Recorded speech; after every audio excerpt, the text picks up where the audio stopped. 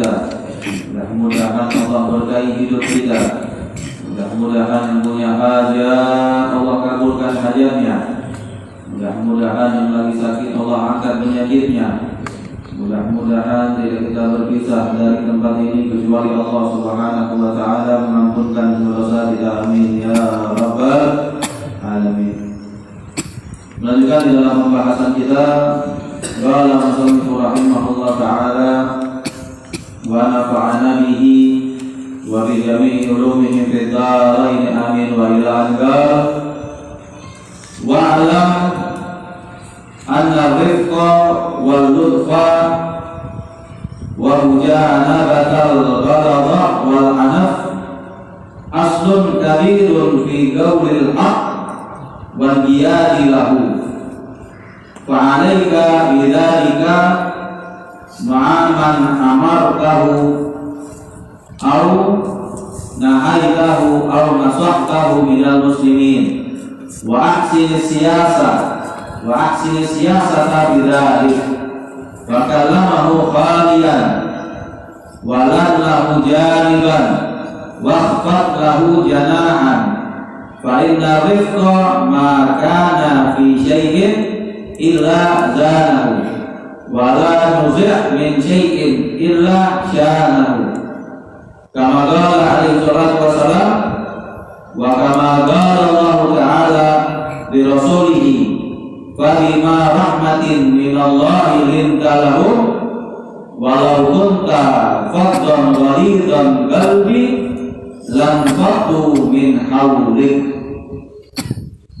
Maka Al-Imam Abdullah bin Alawi Al-Haddad beliau mengatakan bahwasanya ketahuilah wa'lam anna rifqa wal lutfa, sesungguhnya lemah lembut dan penuh kasih sayang dan menghindarkan daripada emosi dan juga kekerasan itu adalah hal yang sangat besar untuk diterimanya kita di dalam dakwah. Jadi kalau kita mau dakwah kita diterima oleh masyarakat, maka syaratnya ada dua.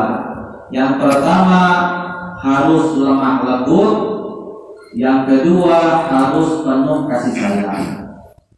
Apabila seseorang berdakwah tapi dengan kekerasan, dengan omong kotor, dengan omongan yang kasar, dengan hal-hal yang tidak sesuai dengan ajaran baginda Nabi besar Muhammad Sallallahu Alaihi Wasallam, maka dakwahnya tidak akan diterima oleh masyarakat.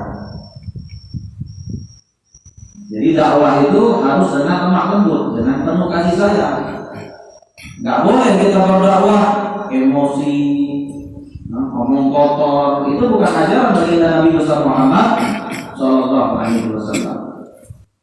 Jadi dakwah itu harus dengan lemah lembut, dengan penuh kasih sayang.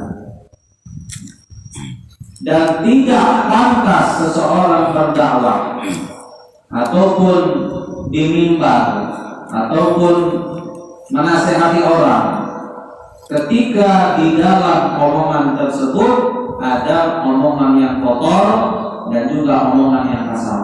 Tidak pantas. Itu bukan ajaran baginda Nabi besar Muhammad Sallallahu Alaihi Wasallam. Ketika ada seseorang berdakwah, ngomongnya ngomong kotor, ngomongnya ngomong kasar, ngomongnya hal-hal yang tidak pantas dilakukan oleh pendakwah, maka orang tersebut bukan dikategorikan ulama ataupun orang yang berilmu. Kenapa? Karena tidak mengikuti apa yang diajarkan oleh Rasulullah Sallallahu Alaihi Wasallam. Tapi kan ulama mengikuti Rasul. Rasul kan keras berdakwah.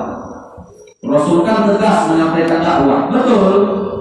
Tapi tidak ada satu kata pun di dalam ucapan Nabi besar Muhammad Sallallahu Alaihi Wasallam omongan kotor di dalam majlis ataupun di dalam masjid.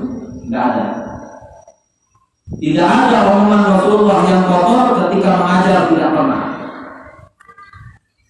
Jadi jangan pernah mengkaitkan Nabi besar Muhammad SAW dengan dakwahmu yang keras dan dakwahmu yang penuh dengan omongan kotor. Hati-hati. Jangan pernah mengaitkan Nabi besar Muhammad SAW. Karena di zaman sekarang banyak seperti itu. Ada ulama dakwah ngomong kasar, ngomong kotor di dalam majelis. Ketika di komen, ketika tidak disetujui oleh masyarakat, ngomongnya kan Nabi tegas menyampaikan dakwah. Betul, Nabi itu manusia yang paling tegas. Nabi manusia yang paling tegas. Tidak ada yang lebih tegas daripada baginda Nabi besar Muhammad SAW. Apalagi di dalam menyampaikan ilmu agama, nggak ada toleransi Nabi. Nabi kalau menyampaikan agama nggak ada toleransi. Tapi ketika Nabi menyampaikan dengan ketegasan, nggak ada omongan kotor di dalamnya. Walaupun Nabi tegas, tapi Nabi teratur ngomongnya.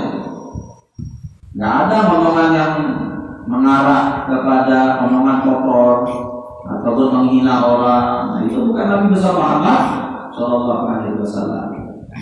Jadi Nabi itu walaupun tegas, tapi Nabi itu omongannya apa? Sesuai dengan ajarannya Allah Subhanahu wa taala. Wala yantiqu 'anil hawa in huwa illa wahyun yuha. Tidak ada sedikit pun Nabi berbicara apapun, nggak ada, kecuali apa? Itu datangnya dari wahyu Allah Subhanahu wa taala. Jadi kalau semuanya lembut yang diajarkan oleh Rasulullah dengan ketegasan Nabi, itu semua adalah datang dari Allah Subhanahu wa taala. Wala yantiqu 'anil hawa in huwa illa wahyun yuha. Tidak ada Nabi itu ngomong apapun kecuali itu wahyu dari Allah Subhanahu wa taala. Apa sih artinya wahyu itu? Wahyu adalah bimbingan. Wahyu itu adalah bimbingan. Jadi kita harus paham apa sih artinya wahyu itu? Rasulullah ngomong wahyu dari Allah. Apa sih wahyu itu? Wahyu adalah bimbingan, bukan nama orang wahyu, bukan nama orang wahyu. Wahyu itu adalah bimbingan. Jadi Nabi itu dibimbing oleh Allah Subhanahu wa taala. Itu maksudnya. Jadi Nabi itu dibimbing oleh Allah Subhanahu wa taala. Fa'alaika bidzalika, maka kata Imam Haddad, berhati-hatilah ketika kamu memerintahkan orang ataupun melarang orang, au nahaitahu ataupun melarang orang, au nasahtahu ataupun menasihati orang daripada muslimin. Kata Imam Haddad, hati-hati ketika kamu menasihati orang, melarang orang, terus memerintahkan orang, perintahkanlah dengan lemah lembut. Perintahkan orang dengan lemah lembut. Jangan pakai kasar-kasar. Itu kata Imam Haddad. Wa ahsin siyasata fi dzalik. Dan perbaikilah siasat. Apa itu siasat? Metode. Nah, siasat itu adalah metode, strategi di dalam berdakwah. Perbaiki kata Imam Haddad strategimu di dalam berdakwah. Karena orang kalau dakwahnya kasar, sulit untuk didengar oleh orang.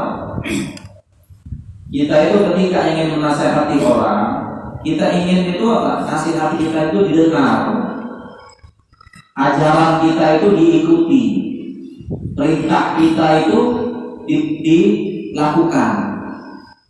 Maka ketika perintah ataupun nasihat ataupun ajaran diajarkan, diberikan dengan kekerasan, maka percuma, tidak akan diikuti oleh orang, tidak akan didengar oleh orang.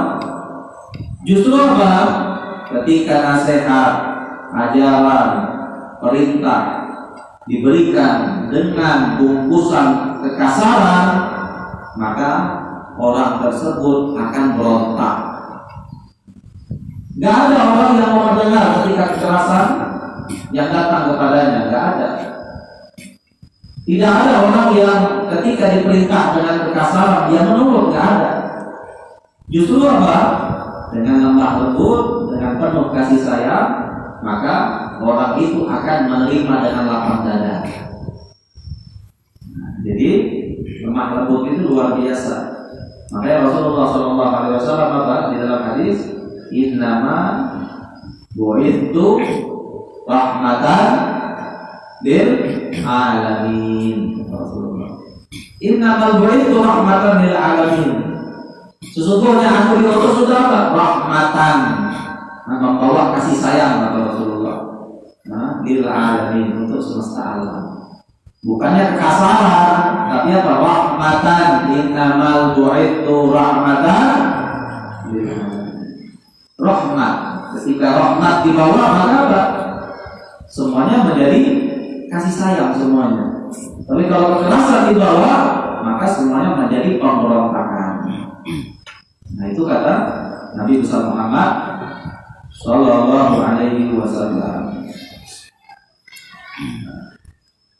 Sebagaimana Allah Subhanahu Wa Taala mengatakan, karena Allah Taala di Rasulihi, Allah mengatakan kepada Nabi besar Muhammad Sallallahu Alaihi Wasallam, "Fabima rahmatin min Allah linta lahum."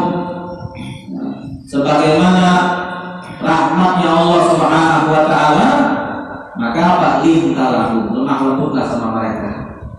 Allah perintahkan Nabi untuk apa? Rahmatan, penuh kasih sayang terhadap umatku, kata Allah Subhanahu Wa Taala. Itu perintahnya Allah, lemah lembut sama kita, dakwah dengan lemah lembut, dengan penuh kasih sayang. Itu aja daripada Allah Subhanahu Wa Taala. Walau kunta fadlan ghalidhal qalbi lam faddu min hawlik. Maka kata Allah, walaupun kamu dalam keadaan marah dan emosi, kata Allah, walaupun kamu dalam keadaan marah dan emosi, lam faddu min hawlik, maka hindari itu semua. Itu kata Allah Subhanahu Wa Taala. Kira-kira Nabi besar Muhammad ada nggak sifat emosi? Ada nggak Nabi besar Muhammad sifat emosi? Ada nggak? Manusia pasti punya sifat emosi. Nabi manusia. Nabi makan, Nabi minum, Nabi menikah, Nabi tidur, Nabi belanja. Nabi manusia biasa, bukan malaikat. Sifat kita ada nggak sama Nabi? Ada. Nabi punya sifat memarah, Nabi punya sifat emosi, Nabi punya sifat sedih. Nabi manusia biasa, tapi tidak seperti kita. Kita dibimbing oleh siapa? Oleh hawa nafsu kita. Tapi Nabi besar Muhammad Sallallahu Alaihi Wasallam dibimbing oleh Allah. Berupa apa? Berupa wahyu. Allah yang langsung menjadi guru bagi Nabi besar Muhammad Sallallahu Alaihi Wasallam. Maka Allah itu, walau kunta fadlan ghalidhal qalbi lam faddu min hawlik. Walaupun kamu dalam keadaan marah dan emosi, kata Allah, lam faddu min hawlik, jauhi, kata Allah. Bimbingan dari Allah untuk baginda Nabi besar Muhammad Sallallahu Alaihi Wasallam. Nabi tidur sama kita, tapi Nabi nggak seperti kerbau. Kita tidur apa? Harus 8 jam. Kadang apa? Habis nonton Piala Dunia boleh lagi. Itu kita manusia banyak dosa. Nabi tidur juga, tapi Nabi hatinya nggak tidur. Lain sama kita.